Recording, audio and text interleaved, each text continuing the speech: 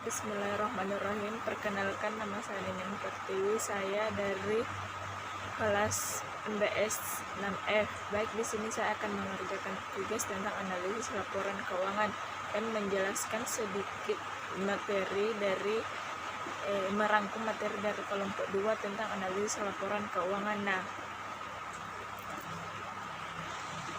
Adapun analisis laporan keuangan adalah metode atau teknik yang digunakan untuk memeriksa laporan keuangan secara komprehensif.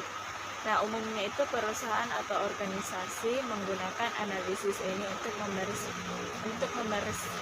memeriksa semua jenis laporan keuangan secara berkala.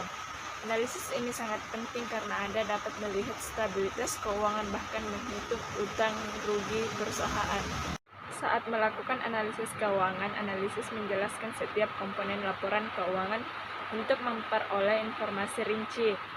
Informasi mengenai komponen laporan keuangan sangatlah penting untuk menerima status keuangan perusahaan, sehingga dapat dijadikan sebagai acuan pengambilan keputusan.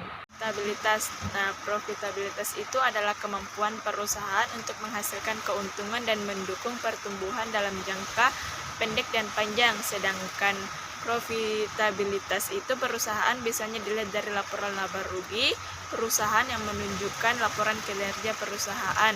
Sedangkan solvabilitas itu adalah kemampuan perusahaan untuk memenuhi seluruh kewajiban yang diukur dengan membandingkan seluruh kewajiban dengan seluruh aset dan membandingkan semua kewajiban dengan equities dan sedangkan likuiditas itu adalah kemampuan perusahaan untuk mengukur kewajiban lancarnya dengan menggunakan rasio antara aktiva lancar dan kewajiban. Adapun pengertian analisis keuangan. Analisis keuangan itu juga adalah kemampuan yang digunakan untuk mengevaluasi kelangsungan bisnis, stabilitas, formalitas bisnis, subbisnis, atau proyek. Analisis keuangan ini dilakukan oleh seorang profesional yang menggunakan informasi yang ditampilkan dalam laporan keuangan untuk menampilkan laporan dan bentuk rasio. Laporan tersebut juga bisa diberikan kepada manajemen puncak perusahaan sebagai acuan untuk mengadopsi kebijakan perusahaan. Berdasarkan hasil analisis tersebut itu manajemen dapat